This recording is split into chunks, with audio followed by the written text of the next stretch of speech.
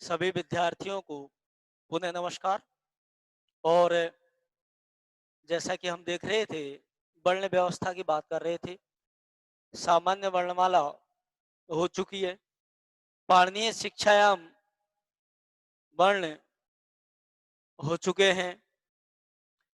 आज हम बात करेंगे वैदिक शिक्षायाम वर्णानाम स्थिति।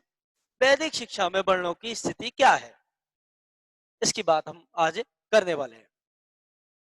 जैसा कि आपको पता है, मैं पहले भी आपसे बात कर चुका था।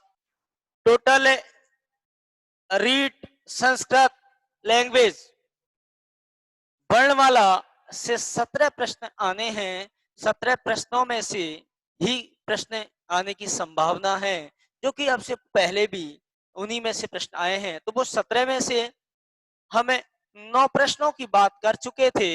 8 प्रश्न शेष हैं, उनकी बात आज हम करने वाले हैं। देखें, सबसे पहला प्रश्न जो यहां बनता है ये कि वैदिक शिक्षायाम वर्णः कति भवन्ति, कितने होते हैं। वैदिक शिक्षा में कितने वर्ण होते हैं, ये पहला प्रश्न बनता है। और इस प्रश्न की बात करें तो द्वापंचाशत, यानी हम इसको शब्दों में भी लिख सकते हैं।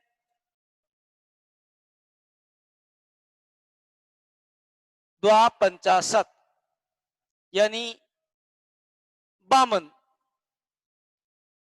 वैदिक शिक्षा में वर्ण कितने होते हैं, तो वो हमने देखा 52 होते हैं। ये आपका यहां से पहला प्रश्न बना। और इसके बाद फिर एक और नया प्रश्न आता है कि 52 तो है, लेकिन वो कौन कौन से हैं। उन 52 वर्णों की बात हम करते हैं कि कौन कौन से वर्णों को वैदिक शिक्षा में स्थान मिला था। ठीक है, चलो आइए। यहां हम देखेंगे कि 25 तो हमने देखे थे। स्पर्शाः कादियो मावसानां स्पर्शाः पंचविंशति स्पर्शा इत्यत्रापि वर्तते। अन्यच्च पश्यन्तु, चत्वारः अन्तस्थाः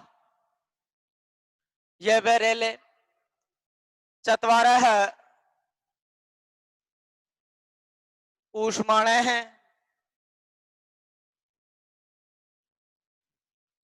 ये हमने सामान्य वर्णमाला की बात हुई, वहां पर भी ये सभी देखे हमने।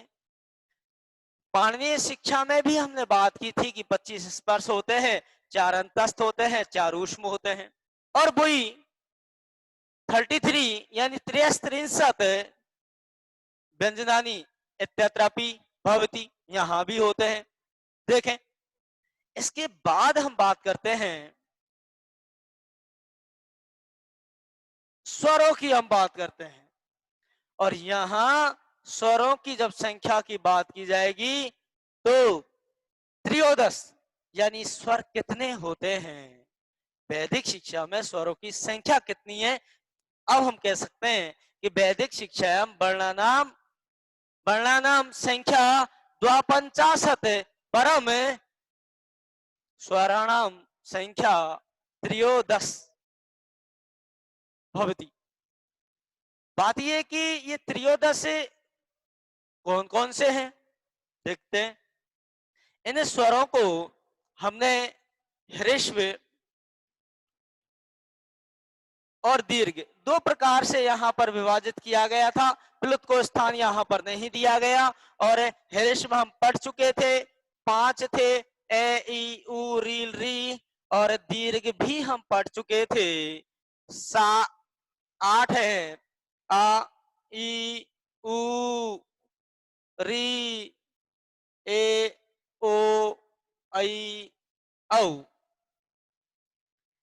की बात भी हमारे साधारण जो वर्णमाला हुई वहां भी इन 13 स्वरों की बात हुई। ये हमने पाणिनीय शिक्षा में भी देखे थे। पाणिनीय शिक्षा में प्लुत भेद और था, तो उनको हटा लिया जाए तो ये ह्रस्व और दीर्घ यानी 5 ये हुए, 8 ये हुए, 8 और 5 13, यानी त्रयोदश स्वराः भवन्ति। अब और हम आगे चलते हैं, क्योंकि यहां यदि गणना करते हैं तो अभी संख्या 52 नहीं हुई है।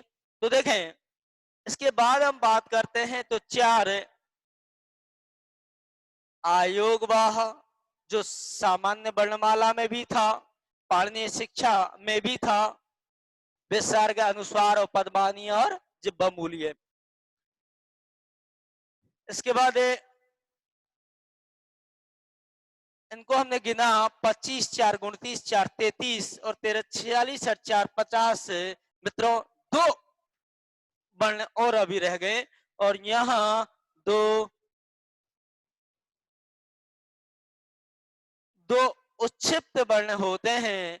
पाणिनीय शिक्षा में देखा था एक उच्छिप्त वर्ण था, जबकि वैदिक शिक्षा में उच्छिप्तों की संख्या 2 मानी गई थी। तो अब यहां हम गिनेंगे। सोच रहे होंगे कि वो 2 कौन कौन से हैं, एक तो वही है, दूसरा एक ऐसा भी है। तो उच्छिप्त 2, उच्छिप्त क्यों कहा गया ये मैं बात कर चुका। स्पर्श क्यों कहा गया, अंतस्थ क्यों कहा गया, ये पूर्व वीडियोज में आप देख चुके। तो देखें, अब हम गणना करेंगे इनकी, तो ये हो जाएंगे हमारे 52, यानी द्वापंचाशत। तो एते एते द्वापंचाशत वर्णाः वैदिक शिक्षायां भवन्ति। ये 52 वर्ण आपके हुए। इसके बाद अगली वीडियो में आपको माहेश्वर सूत्रों के आधार पर वर्णों की स्थिति की मैं चर्चा करूंगा। तो आपसे निवेदन है कि आप वेदांत क्लासेस के YouTube चैनल को सब्सक्राइब करें, लाइक करें और अधिक से अधिक शेयर करें। धन्यवाद। जय हिंद, जय भारत।